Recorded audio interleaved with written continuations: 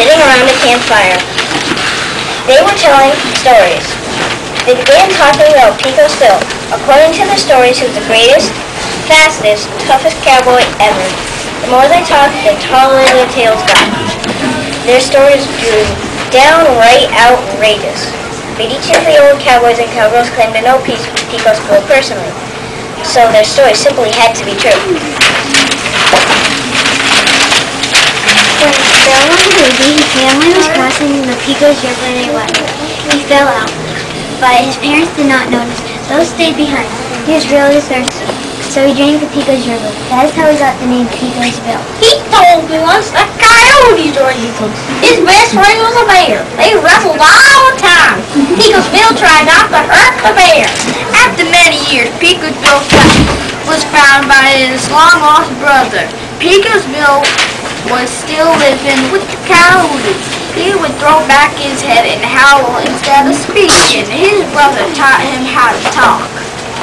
I met Pecos Bill when he was just become a cowboy. He was like no cowboy I've ever seen before. He rode a mountain lion instead of a horse. He wore a live rattlesnake on his belt. I saw Pecos Bill when I last week. His first cowboy gear was also around a tree that was 1 mile away. The next cowboy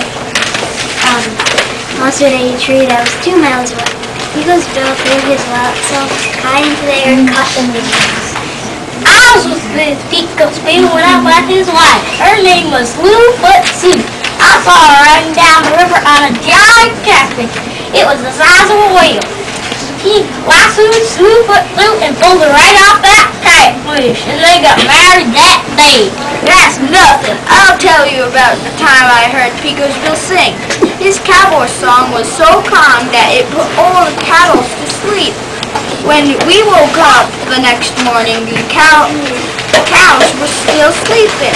They would not wake up no matter how much noise we made. For the next several days, we heard sleepwalking cows. Your boring stories are about to put me to sleep. One time I was with Pecos Bill when he heard a cattle stampede starting up. This stampede was 3 states away, but his ears were so sharp he could hear a flea bark. Pecos Bill took the saddle off his mountain lion whip and found a cyclone. Then he put his saddle on the cyclone and rode away at tremendous speed. He arrived just in time to stop the stampede. Suddenly, the old cowboys and cowgirls heard a shuffling sound. It was coming from over where they had tied up their horses for the night.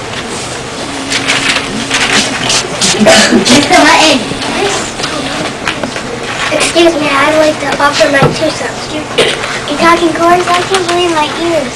Somebody pinch me. I must be dreaming. One tradition I'm fit to be tried. This is really tuning. I think I ever did hear. That's right, I'm a talking chord, and I knew Pecos Bill. I don't think any of you even met Pecos Bill. Your silly stories are making my name stand on it. Now I'll tell you a real Pecos story. I remember one time he was hungry for pancakes, but it was 3 in the afternoon. Cookie refused to make pancakes till late in that day. So Pecos Bill simply stopped the earth. Then he used his stirrup to spin the earth backwards, faster and faster. Pretty soon, time was moving in reverse. Pecos Bill kept going until it was exactly to morning. Then he ordered up a plate piled 50 feet high with pancakes and ate them in one go. Now that's a story. I keep talking about my horse is a little horse. The end.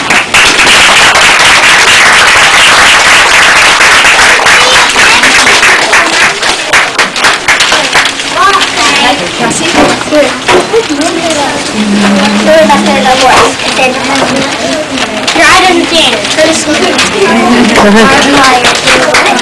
Old Joe, Benjamin Pryor. Narrator, Amanda Lockley.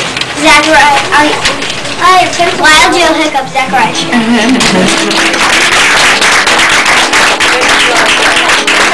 Good job.